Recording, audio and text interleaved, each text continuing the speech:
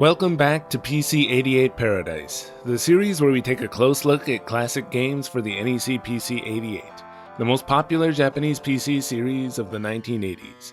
I'm Mr. Jakes. Hokuto no Ken, known as Fist of the North Star in English, was a manga and then TV anime series which first became popular in Japan in the 1980s. Since then, its popularity has rarely waned, remaining in the public consciousness in Japan through various media.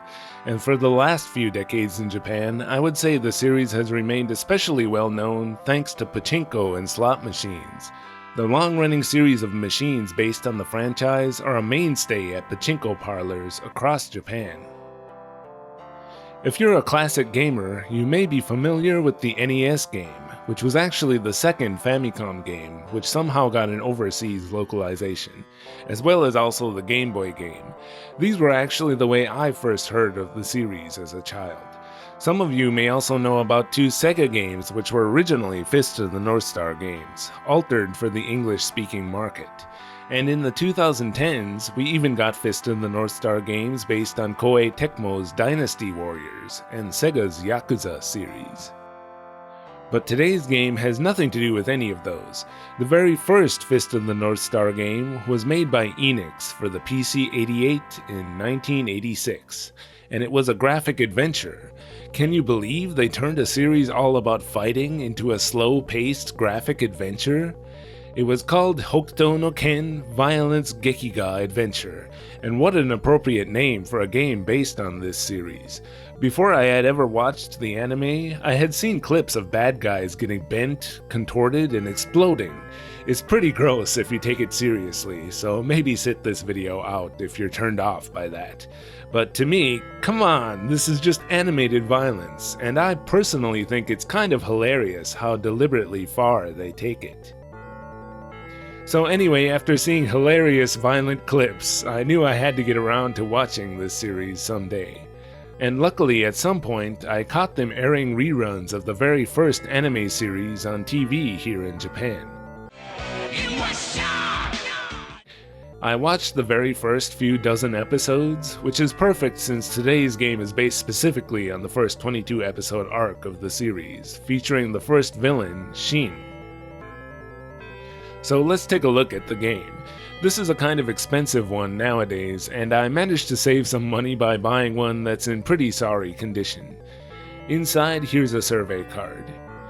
The manual is in black and white. Here we have caricatures of the three main creators of the game. This one here is actually supposed to be Toru Hidaka, the programmer I also featured heavily in my Gandara video.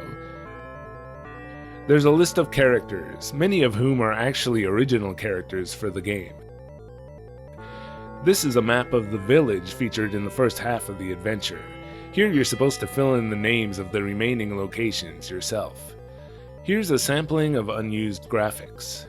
The game is stored on 2 floppy disks, and in order to start, we simply have to boot disk number 1. I'm going to also turn my CPU speed down to 4 MHz since 8 MHz PC-88s didn't exist quite yet when this game was released.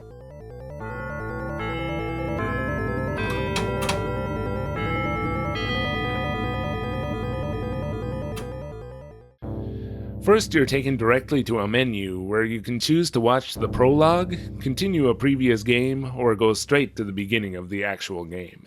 Let's start with the prologue, which explains the setup of the series. In the year 1990X, the world was engulfed in nuclear fire, and in the resulting post-apocalyptic world, only the strong can survive.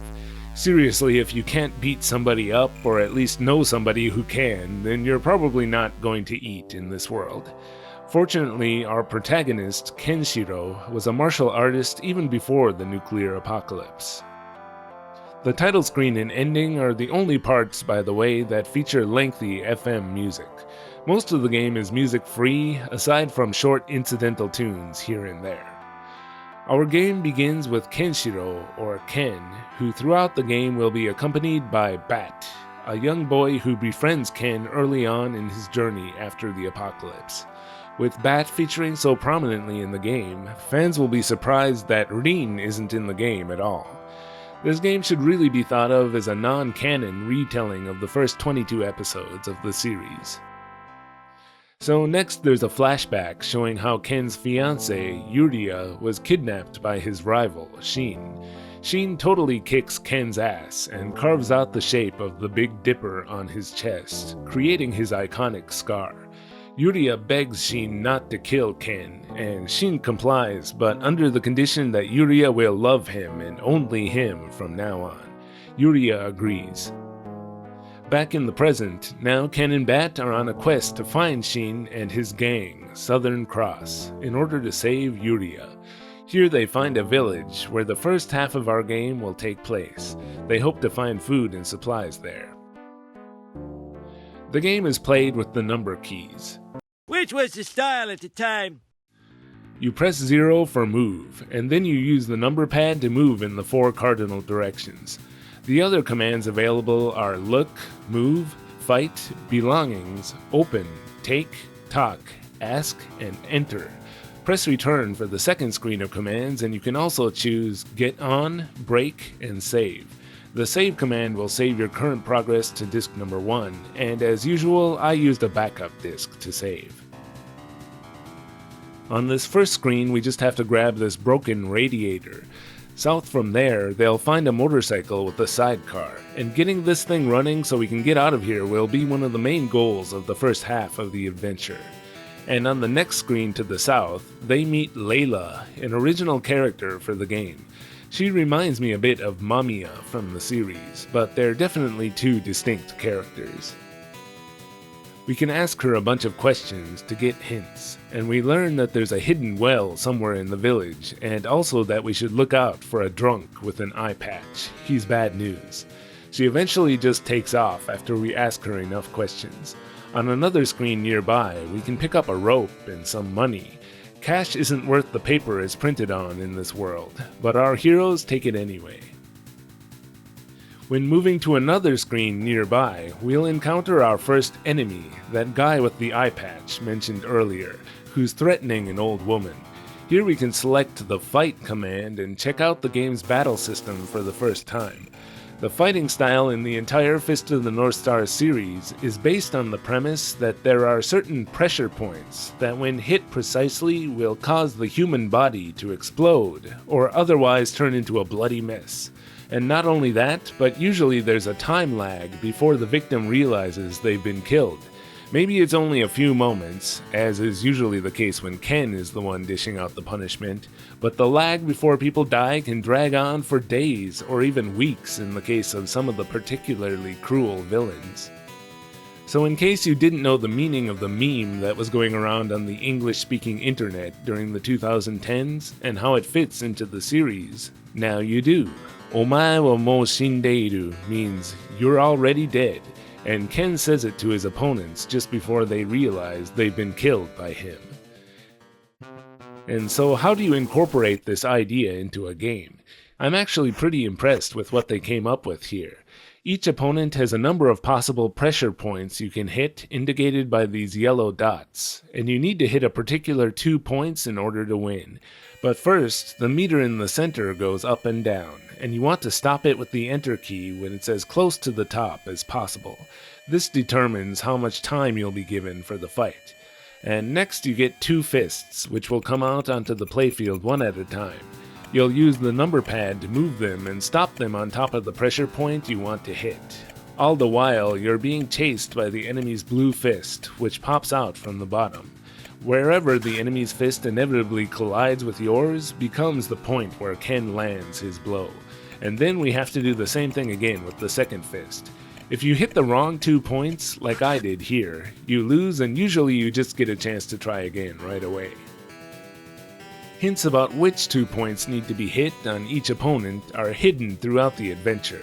For instance, the hints for Eye Patch Man were given here when Bat said that the handlebars on this motorcycle seem strange. Whoever owns this bike must have a weak right hand, he says. And the other was actually this money showing the tear through the shoulder. So the 2 points we need to hit are his right hand and the left shoulder. And if you're lazy, nowadays you can just use this cheat sheet that's been circulating around on the internet for who knows how long. It shows the weak points for all 9 opponents in the game. So let's find Eye Patch Man again and do it right this time. Sometimes, by the way, you'll need to lure the enemy's blue fists around the playfield for a bit, in order to get them out of the way and head where you need the fist to go. And so we hit the correct 2 points, and Ken finishes his opponents off with another one of the series' mainstays, Ken's voice as he rapidly pummels his enemy, provided here by the PC-88's beep channel.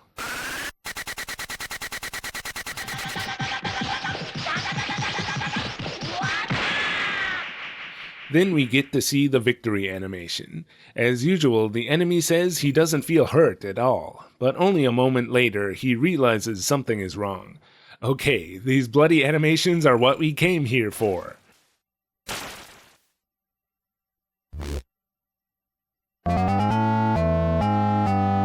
And I promise they're only going to get more spectacular hereafter.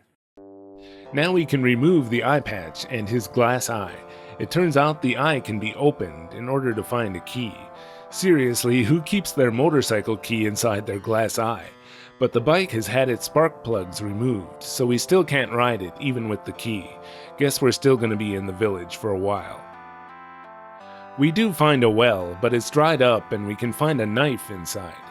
Giving the knife to the bartender here will give us a bunch of information and a book of matches. Using the matches back in the well will get us a lost harmonica, which we can give to the guy at the bar to get a bunch of useful info about Southern Cross. And at the abandoned mine we can get some dynamite, and going inside and getting trapped will lead to an unexpected positive outcome. When Ken breaks the 2 of them out with his fists, we'll find a hint for one of the upcoming opponents. The hidden well is inside this house, but to burn it down we have to not only use the matches, but for some reason Bat lights the money on fire first to ignite the house. Just to hammer in the fact that money is worthless here, I guess. They find the well, but are immediately confronted by the next enemy. Hit him in the right spots to see the next victory animation. They use the radiator we picked up near the beginning to collect water from the well. Not sure how that works. At some point we also have to do this fight outside town. It's one of the few ones where we have to hit 3 points instead of 2. Just hit them all in their heads and watch them explode. You can randomly run into that old woman from earlier again. As thanks for taking out the enemies, she'll give us her pendant, which she says we'll need if we're planning to go to Southern Cross's hideout. She also says she'll ask the bartender to give us some food, which he does. We can now leave and move on to the rest of the game.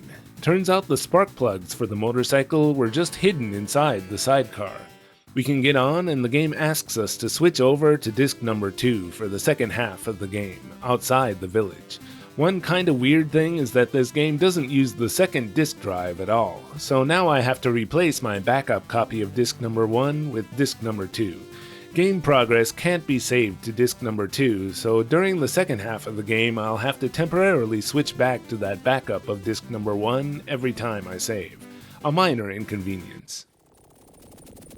So in the second half, Ken and Bat first come upon a gas station where they happen to meet Layla again. She tells us her tragic backstory, how her parents were killed by the boss of Southern Cross. But her father told her before he died that there is an ancient text showing the boss's weak points, hidden somewhere at this gas station. Gee, that's convenient. But just as she's about to tell us more, she gets attacked by another thug, and Ken has to go to work again. This one has an especially gory victory animation. Enjoy! After the fight, Layla manages to mutter a few clues before she's dead. Well, she sure was a great original character for the game. She got 2 scenes. So much for her and her tragic backstory. Well, next there's a brief panic when they think this cigar is gonna ignite the gasoline on the ground, but it turns out that it's just water, not gasoline. Whew. So we've got to search for that ancient text in the gas station. But before we blow it up, we're gonna want to look at the gas pump a few times before Bat finally tells us that the counter is stopped on the number 7906. And yes, you heard me right. Next we're gonna blow this whole damn place up, cause how else would you go about searching for a delicate ancient text? Upon using the dynamite from the mine, we find a safe, and of course enter the combination 7906. Guess somebody stopped the gas pump on that number to let us know the combination for the safe. Here's the ancient text, or ancient illustration, I guess I should say. We move south from here in order to move on, and so we're shown our heroes riding across the desert, only to be stopped by another thug. For this one, we need to target both his arms. And here's the only time in the game we get the famous line from Ken, "Omae wa sude ni shindeiru." Okay, it's slightly different from the line in the meme, but both mean the same thing. In the series, Ken actually does change up the wording to keep things fresh. Anyway, guess I should just show what happens to this guy. From there, we move south again and arrive at Southern Cross's hideout. Here you can simply use the rope to climb the wall and get inside. Before taking out this guard, there's a block on the wall which you can look at, which I guess means we had better investigate. Doing so will reveal a drawing which looks like someone winking, and so to beat this guy, here's where we have to hit him. I guess if you ever wanted to know the pressure points to slice somebody in half in the Fist of the North Star universe, apparently it's right in the eyes. If we investigate his axe, we can get some hints, and then on a stairway covered in bodies, we can move one of the bodies to find some more. We'll find more bad guys nearby, and take out the only one of the three who they think looks strong enough to cause any trouble. Here's another gory one.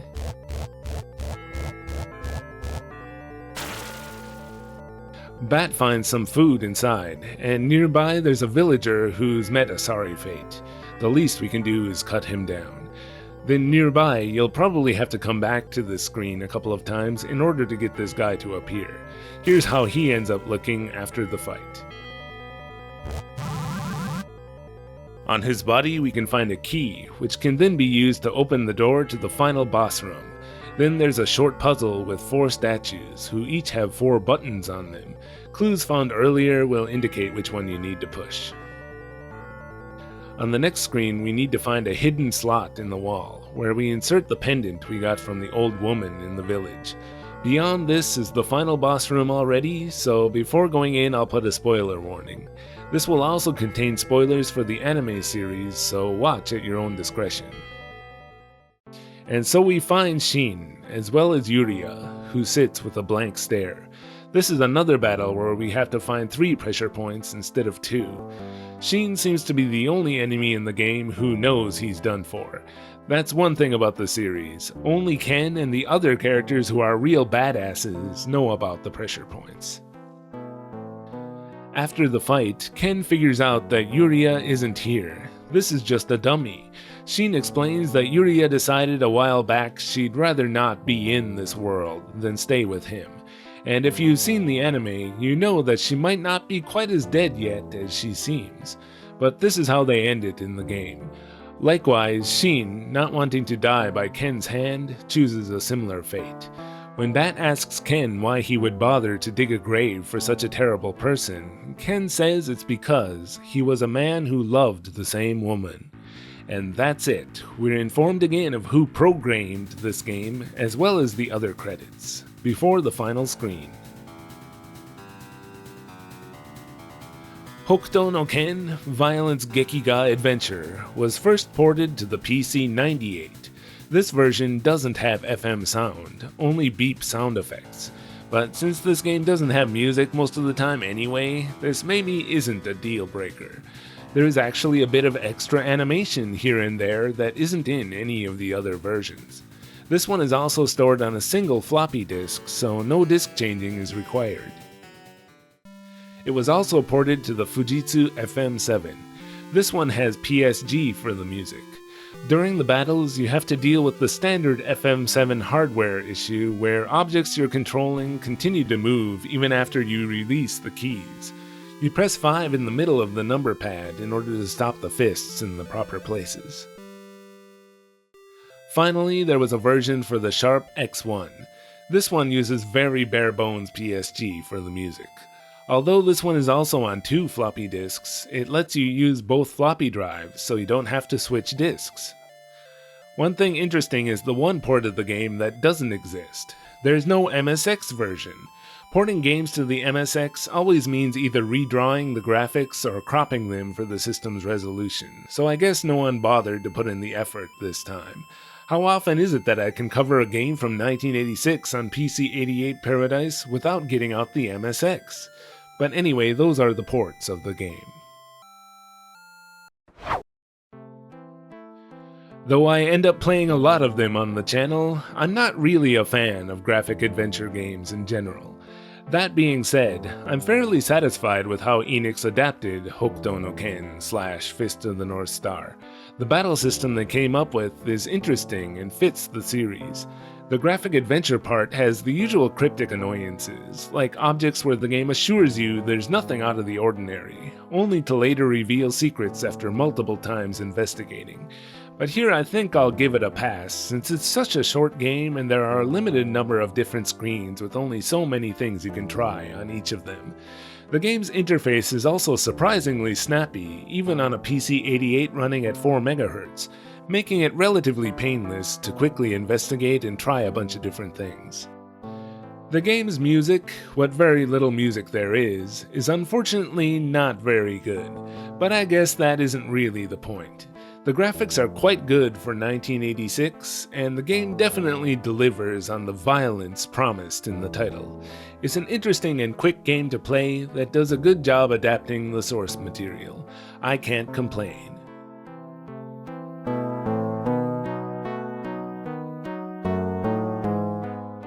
Thanks for watching this episode of PC-88 Paradise.